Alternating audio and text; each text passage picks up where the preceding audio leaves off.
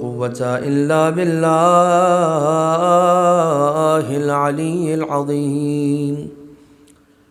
حسبنا الله ونعم الوكيل، نعم المولى ونعم النصير. أعوذ بالله من الشيطان اللعين الرجيم. بسم الله الرحمن الرحيم. حمدا لك يا ذا الجود والإحسان والفضل والطول والامتنان، وصلاة وسلاما على من لا ينطق عن الهوى إن هو إلا وحي يوحى. حبيب قلوبنا وشفيع ذنوبنا وطبيب نفوسنا، مولانا ومولى الثقلين جد الحسن والحسين أبي القاسم المصطفى محمد. اللهم صل على وعلى آله الذين أذهب الله عنهم الرجس وطهرهم تطهيرا. اللهم صل على لا سيما على الإمام المنتظر والحجة الثاني عشر واللعنة الدائمة الباقية على أعدائهم ومنكري فضائلهم ومسائبهم وغاسبي حقوقهم من الأزل إلى قيام يوم الدين.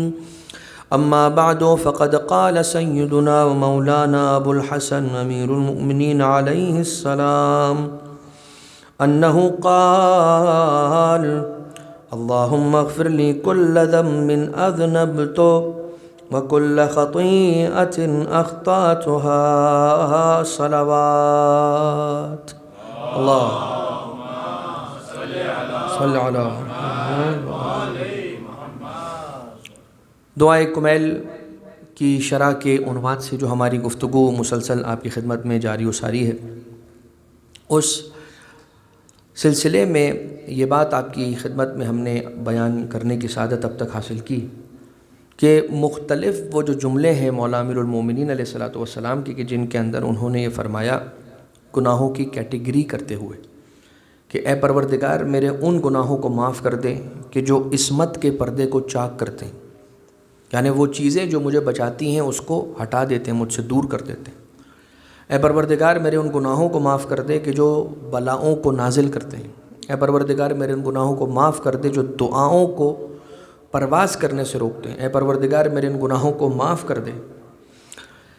اور اس طرح سے مولا بیان کرتے رہے۔ تو سب سے پہلی بات جو ہم نے شاید اس وقت بھی آپ کی خدمت میں عرض کی تھی، لیکن چونکہ یہ بات بہت امپورٹنٹ ہے اس لیے ایک بار اس کی پھر اگر بیان ہو چکا ہے تو تکرار، کہ امیر المومنین علیہ السلام نے اور جتنے ائمہ اطہار علیہم السلام ہیں، جتنے معصومین علیہم السلام ہیں، انہوں نے اگر کسی دعا میں، کسی نماز میں، کسی سجدے میں العفو کہا ہے، اگر انہوں نے کہیں پر یہ کہا ہے کہ اللہم اغفر لی الذنوب التی، تو وہ یقیناً مقام تعلیم میں ہے، بلکہ اس جملے کے لیے یقیناً کا لفظ بھی لگانا مناسب نہیں ہے کہ امام نے یہ جملہ مقام تعلیم میں ارشاد فرمایا، کیونکہ جو معصوم ہو، اور معصوم بھی عام معصوم نہیں، جو 12 امام چہاردہ معصومین علیہ السلام جو ہیں ان کے پاس عام عصمت نہیں ہے، ان کے پاس عصمت کبریٰ ہے، سب سے بڑی عصمت، یعنی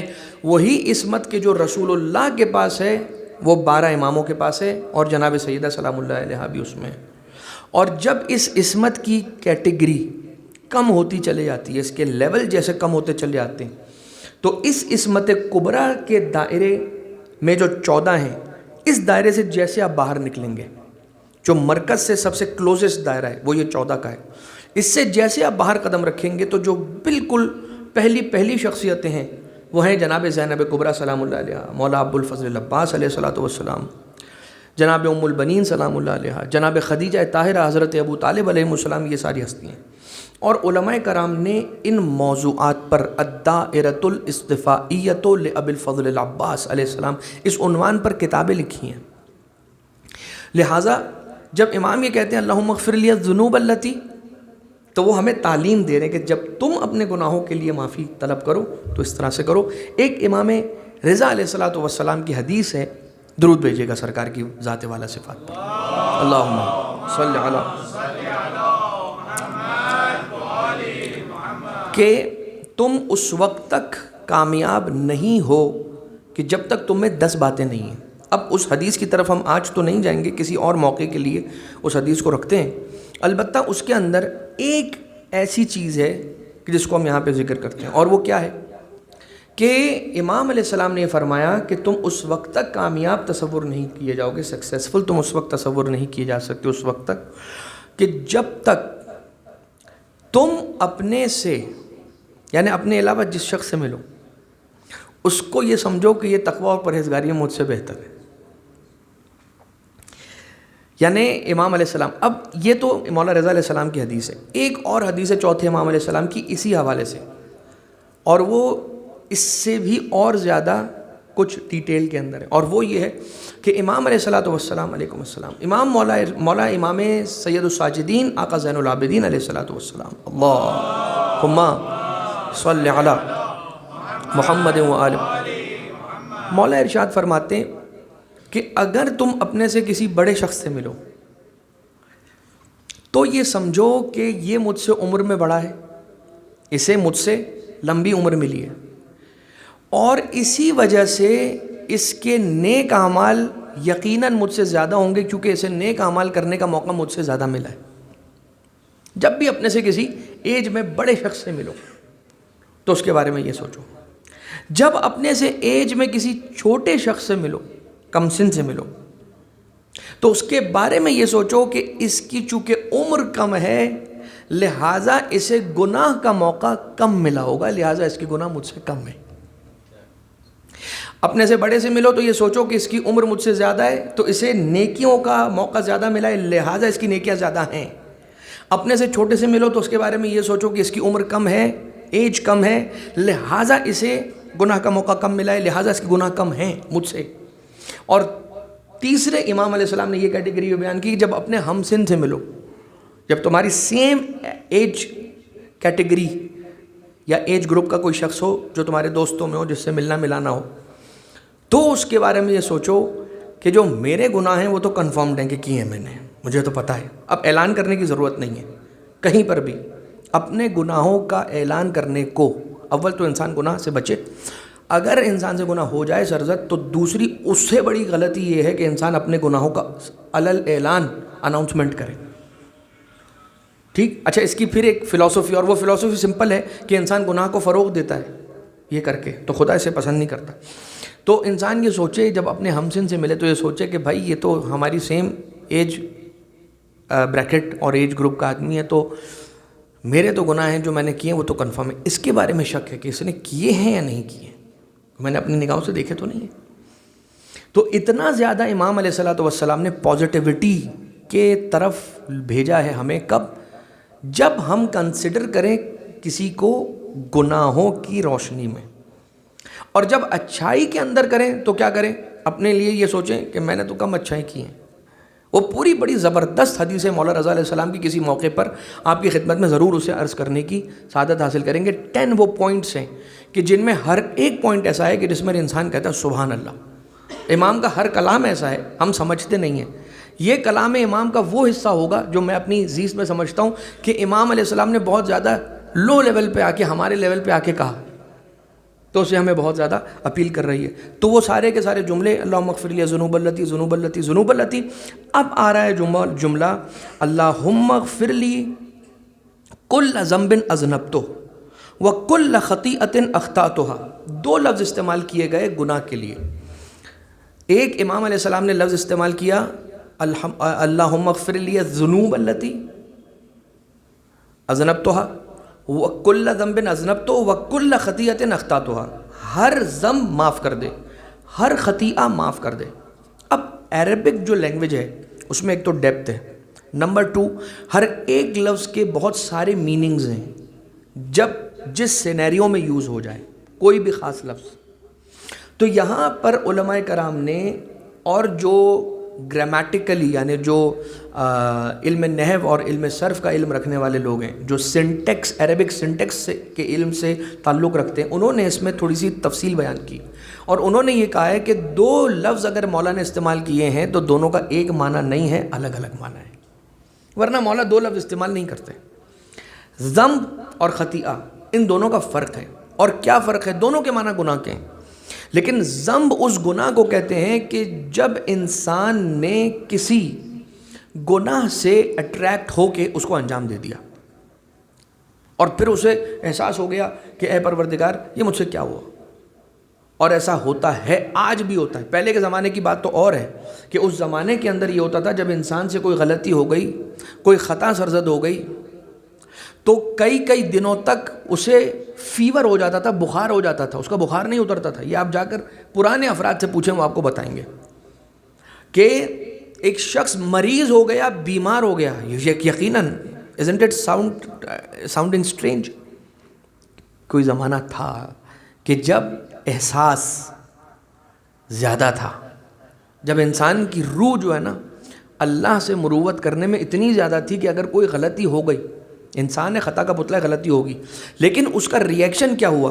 کائناتی تھا تو نہیں، کیسے ہوا؟ اور اس سوچ میں انسان مریض ہو گیا.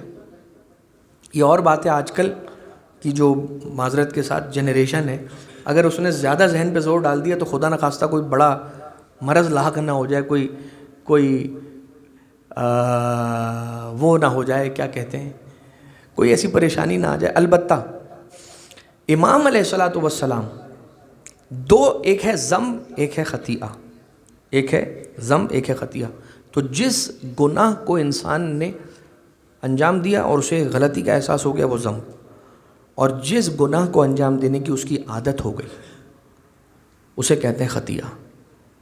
اب جب خدا نخواستہ انسان کو عادت ہو جاتی ہے تو پھر آہستہ آہستہ اس گناہ کی سنگینی اور اس کا بوجھ کم ہونا شروع ہو جاتا ہے اور وہ پھر اسے ایسے انجام دیتا ہے کہ جیسے کچھ ہوا ہی نہیں. پھر ایک ٹائم آتا ہے کہ وہ کہتا ہے بھائی it is part of life and this has to happen. اور اس سے بڑا خطرناک معاملہ کوئی نہیں ہے، اس لیے کہ امیر المومنین، امام المتقین، سید الوصیین، قائد الغر المحجلین، ابو الحسن علی ابن ابی طالب علیہ الصلاۃ والسلام مولا نے فرمایا اللہم صلی علی محمد و آل محمد.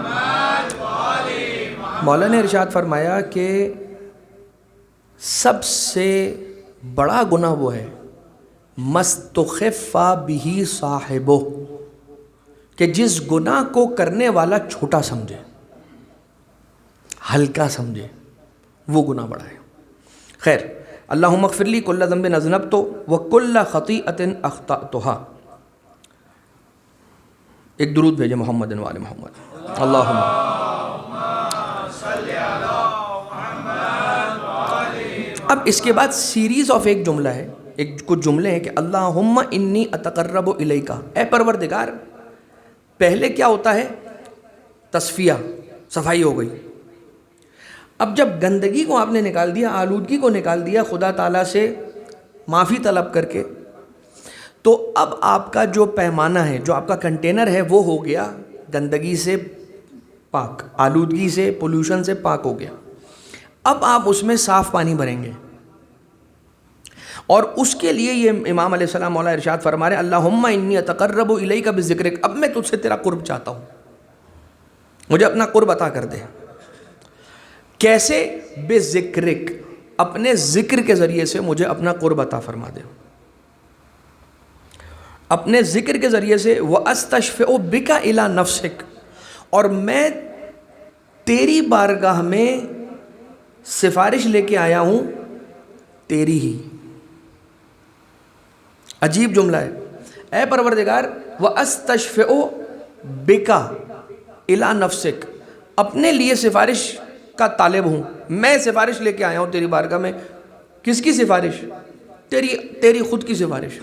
اب یہاں پہ جب علماء کرام نے اس کو ڈائسیکٹ کیا ہے اور اس کو اینالائز کیا ہے تو انہوں نے یہاں پر یہ لکھا ہے کہ تیری سفارش تجھی سے کرتا ہوں، اس کو اگر کھولیں گے اور ڈیپ انٹو کریں گے تو اس کے معنی یہ نکلیں گے تجھے تیری رحمت کے واسطے سے شفاعت طلب کرتا ہوں، سفارش کرتا ہوں، تجھے سفارش کرتا ہوں تیری رحمت کا واسطہ دے کر کہ اے پر وستشفع بک الی نفسک، یا تو تیری نفس کا واسطہ کون ہے؟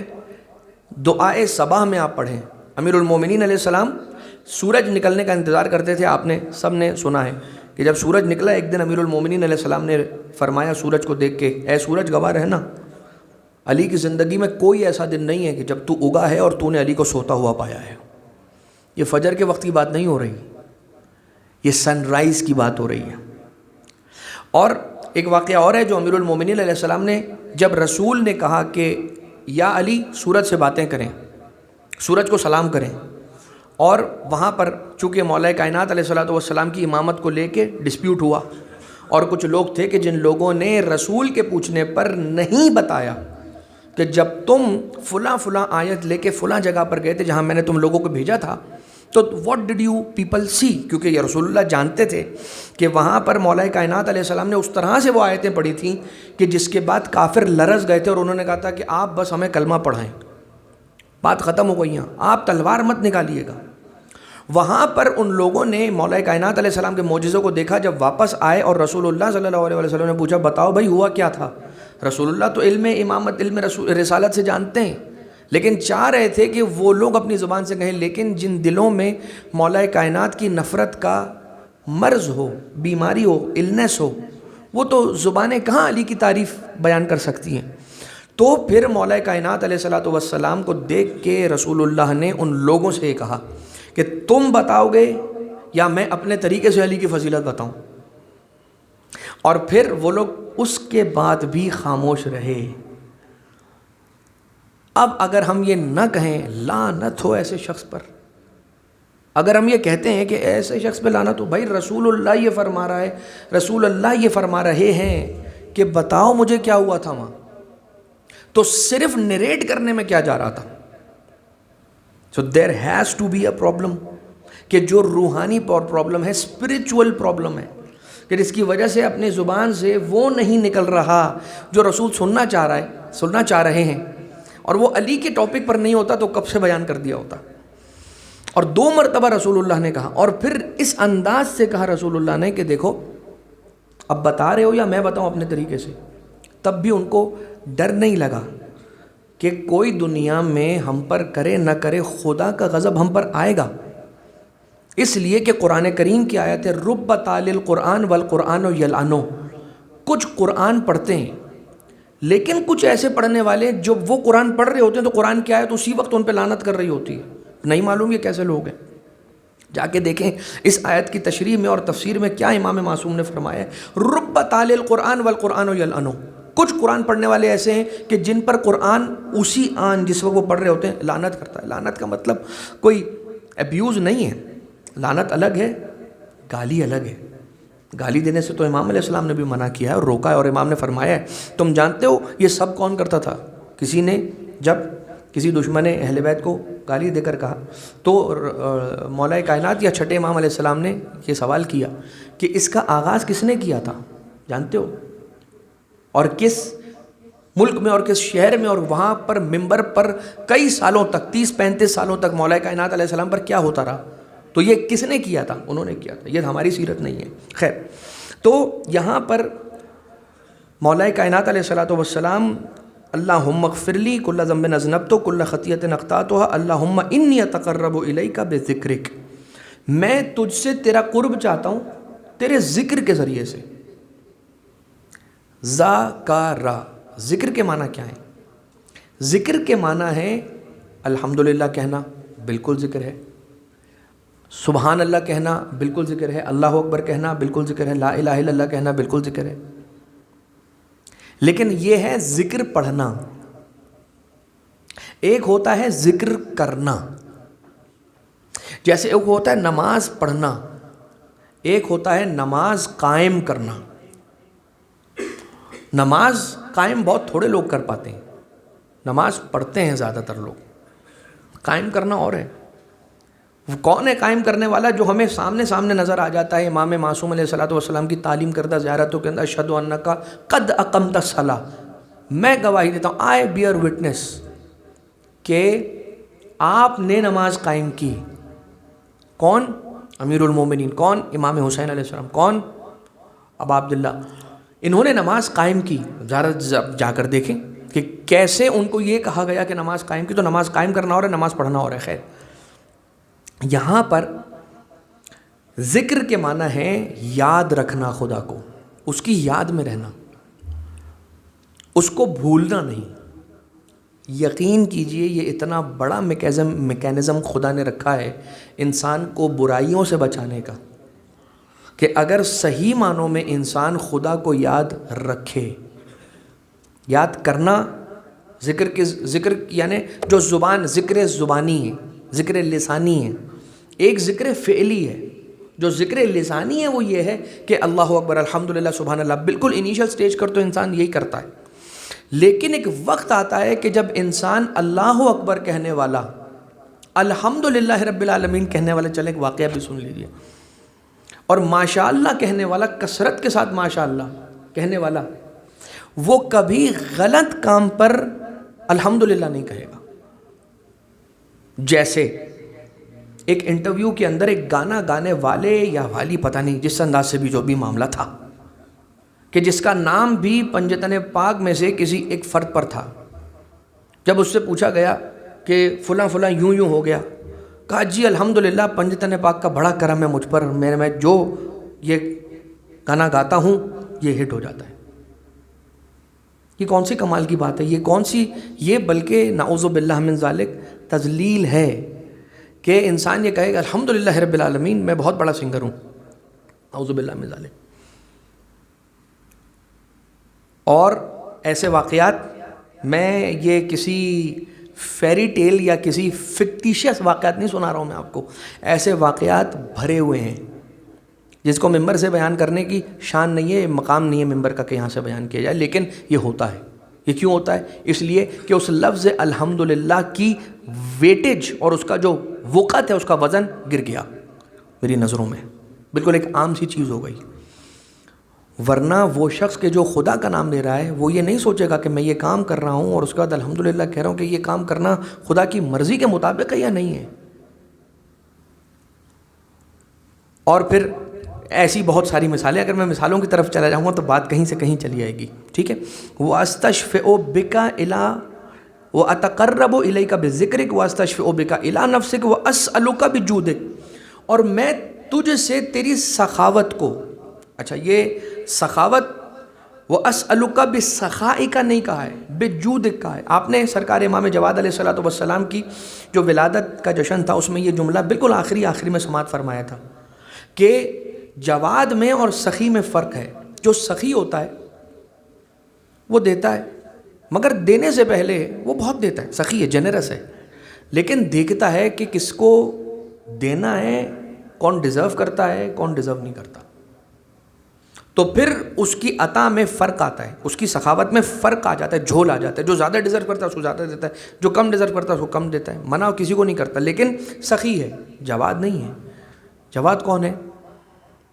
جو آنے والے سائل سے یہ نہ پوچھے کہ تو کون ہے، تو نے کیا کیا اور تو نے کیا نہیں کیا، جو اہلیت اور استحقاق دیکھے بنا عطا کرے اسے جواد کہتے ہیں۔ اور اس کے اندر پھر اس کو مزید آپ دیکھتے ہیں تو یہ آتا ہے کہ کوئی یہ سوچے کہ میرا عطا کرنا اس کو، یہ مجھے پے بیک کرے گا یا نہیں کرے گا۔ جواد یہ نہیں دیکھتا کہ میں کسی کو کچھ دوں گا، میں کسی کے ساتھ آج اچھائی کروں گا تو کل کو یہ میرے کام آئے گا کہ نہیں آئے گا، کل یہ میرے ساتھ کھڑا ہوگا یا نہیں کھڑا ہوگا، نہیں، وہ جواد ہے۔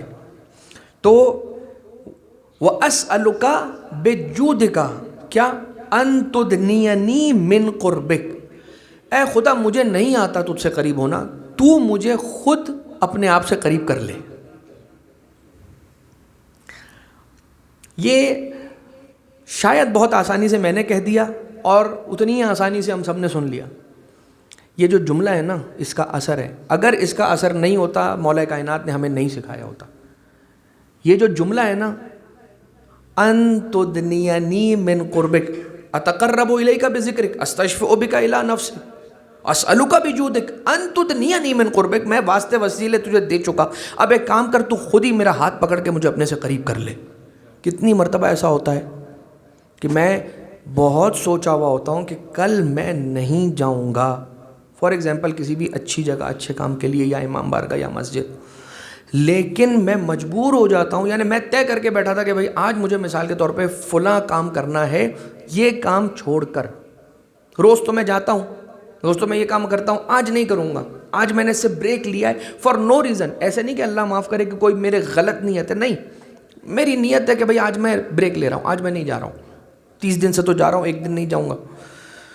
اس دن ایسا ہوتا ہے کہ کوئی ایسی بات آ جاتی ہے, مثال کے طور پہ خاتون خانہ یہ کہتی ہے آج اپنے کو جانا ہے, آج ایسا ایسا ہے. ارے میں تو طے کر کے بیٹھا تھا کہ یار آج تو نہیں جائیں گے, چلو اب تم نے بولا ہے تو جانا تو پڑے گا. یہ اتفاق نہیں ہے. ان تدنینی من قربک کی مثال ہے کہ اس نے آپ کو یہ چانس مس کرنے نہیں دیا. اس نے کہا کہ I will compel you, you will be compelled to come to any, جو بھی اچھی جگہ ہے وہاں پر میں تجھے مجبور کروں گا. Same goes with vice versa situation, کہ جب ہم انسان گناہ کا پکا ارادہ کر کے کسی طرف طے کر لیتا ہے کہ جائے گا, لائٹ چلی گئی, کھانسی ہو گئی, بخار ہو گیا, سر میں درد ہو گیا, گاڑی کا مسئلہ کچھ ہو گیا, خدا نخواستہ ایسا ہوتا ہے. These things happens, these things happen, یہ ہوتا ہے ہماری زندگی میں, لیکن ہم اس سے صرف نظر کرتے ہیں, اس لیے کہ ہم آہستہ آہستہ ایک ایسی دنیا میں زندگی گزارتے جا رہے ہیں کہ ہم دن بدن مٹیریلسٹک ہوتے جا رہے ہیں, دن بدن. تو جو انسان زیادہ مٹیریل گینز کی طرف اس کا ذہن جاتا ہے, وہ شخص اسپرچول جو ایکٹیویٹیز ہوتی ہیں ان سے آٹومیٹکلی غافل ہو جاتا ہے.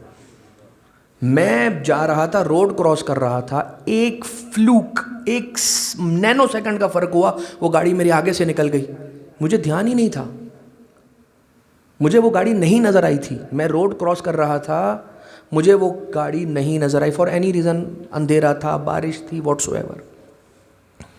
لیکن جب وہ گاڑی میرے سامنے سے ایسے پاس ہوئی, میں نے کہا اگر یہ ایک نینو سیکنڈ دیر ہو جاتی مجھے, اس کے بعد میں آتا یا اس سے پہلے میں آگے چلا جاتا, تو میرا کیا ہوتا.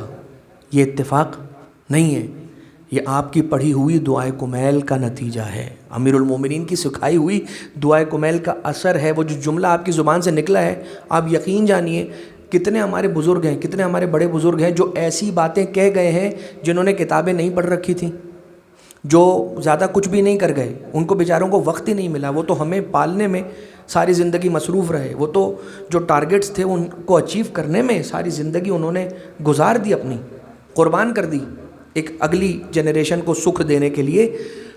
لیکن وہ اپنی نمازیں وقت پر, آل محمد کی عزاداری وقت پر, جو اسپرچول چیزیں تھیں ان سے جڑے رہتے تھے. آپ ان کو دیکھیں گے کبھی رات میں اٹھ کر وہ کوئی نماز پڑھ رہے ہوں گے, بدھ آئے گا تو کوئی تسبیح پڑھ رہے ہوں گے, جمعرات کو انگلی کے اشارے سے کوئی زیارت پڑھ رہے ہوں گے, بچوں کو جمع کر کے شب جمعہ ایک سیرہ بنائیں گے, حلوہ بنائیں گے اور بولیں گے بیٹھو میں حدیث کے ساتھ پڑھ رہی ہوں, میں سورہ یاسین پڑھ رہی ہوں, تم سنو, آخر میں فاتحہ پڑھیں گے ہم سارے مل کر. یہ کیا تھا؟ یہ وہ چیزیں تھیں جس کے ذریعے سے انہوں نے اپنے آپ کو اسپریچول ورلڈ سے کنیکٹ کیا.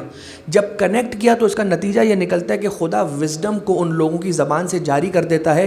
میں اپنی مثال آپ کو دے رہا ہوں, کتنی ساری ایسی باتیں جو میں نے اپنے بزرگوں سے سنی, بعد میں جب میں حوضے میں گیا میں نے کتابوں کے اندر, حدیثوں کے اندر لٹرلی پڑھا اسے. اینڈ آئی نو دس کہ انہوں نے کتاب پڑھ کر وہ نہیں کہا. یہ آپ اور ہم نے سب نے اپنی زندگیوں میں دیکھا ہے. بڑے بوڑھے کہہ گئے تو بڑے بوڑھوں نے کچھ ایسا ہو سکتا ہے کہ کچھ غلطی بھی ہو سکتی ہے, ایسی بات نہیں ہے, لیکن بہت ساری باتیں انہوں نے ایسی بھی کر گزرے تھے کہ جو ایکسپیکٹڈ نہیں تھا. نعوذ باللہ من ذالک. آج کی جو دنیا جن لوگوں کو الٹریٹ نعوذ باللہ کہتی ہے, ان لوگوں سے یہ باتیں نہیں تھی, لیکن انہوں نے اپنے آپ کو اس دنیا سے جوڑا تھا. بہرحال ذکر ہر وقت انسان اپنے آپ کو اس عالم سے جوڑے رکھے کہ جو عالم وہاں کا ہے، کوئی دیکھ رہا ہے کہ نہیں دیکھ رہا ہے، ہمیں یہ پتہ ہونا چاہیے وہ دیکھ رہا ہے کہ جس کو نیند تو نہیں آتی، جھونکا بھی نہیں آتا، وہ دیکھ رہا ہے، اور اس کے دیکھنے کا انداز اس ایک غریب نے، پردیسی نے، پیاسے نے، مظلوم نے اس شان سے اس کو نبھایا ہے کہ وہ یہ کہتا رہا کہ انا للہ و انا الیہ راجعون رضا بقضائہ و تسلیما لامرہ، انا للہ و انا الیہ راجعون، ہم سب خدا کے لیے ہیں، یہ اکبر خدا کے لیے، یہ علی اصغر خدا کے لیے، یہ قاسم خدا کے لیے، یہ عباس خدا کے لیے، یہ عون محمد خدا کے لیے، یہ میرا گلا خدا کے لیے، یہ میری بیویوں کی چادریں خدا کے لیے، خدا کا دین بچ جائے، رسول سے کیا وعدہ پورا ہو جائے۔ حسین ابن علی یہ کہتا ہے اس کے لیے اگر حسین کو سب کچھ قربان کرنا پڑتا ہے حسین قربان کر دے گا، ورنہ آسان نہیں تھا۔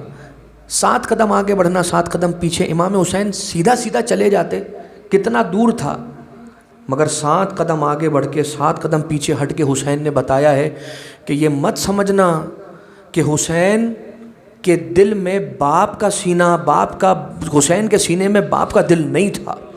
7 قدم آگے بڑھے، 7 قدم پیچھے ہٹے، اگر تمہیں کربلا کے بن میں حسین ابن علی، حسین غریب کی آنکھوں میں آنسو نظر آ جائیں تو یہ سمجھ لینا کہ حسین واقعی میں غریب تھا۔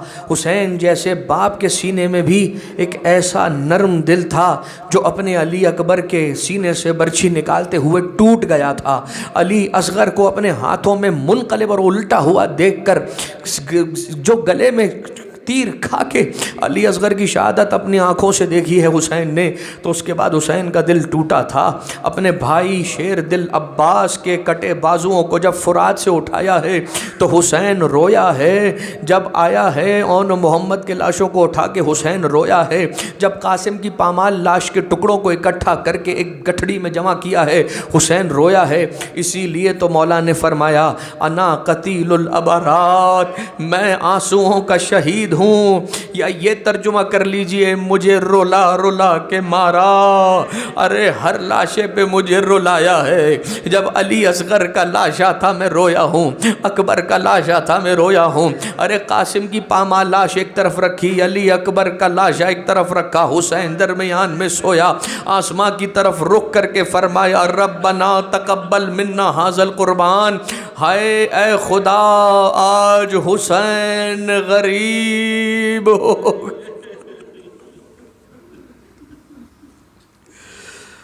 الا ولعنۃ اللہ علی القوم الظالمین وسيعلم الذین ظلموا آل محمد ای منقلب ینقلبون۔ پروردگارہ ہمارے اس توسل کو اپنی بارگاہ سے مقبول و منظور فرما، پروردگارہ امام زمانہ علیہ السلام کے ظہور میں تعجیل فرما، ہم سب کو سرکار کے نوکروں کے خادموں میں شمار فرما، ہمارے مرحومین کی قبروں پر امام زمانہ کے صدقے میں اپنی رحمت کی بارش نازل فرما، ہمارے مرحومین کی قبروں کو جنت کے باغوں میں سے ایک باغ قرار فرما، سرکار صاحب الامر علیہ الصلوۃ والسلام کے دل نازنی کو ہم سب سے راضی و خوشنود فرما۔ ربنا تقبل منا انک انت السمیع العلیم بجاہ محمد و آلہ الطیبین الطاہرین۔